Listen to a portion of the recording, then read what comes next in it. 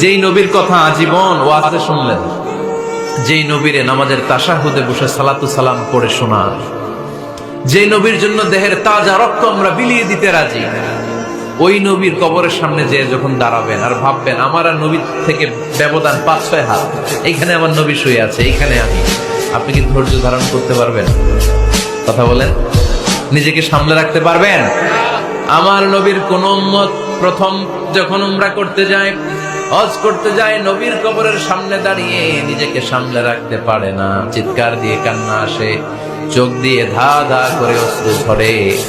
যেই নবীর ভালোবাসা আমার হৃদয়ের মধ্যখানে, আমার নবী নাকি শোয়া আছে এই জায়গায়, এই জায়গায় আমার নবী শোয়া।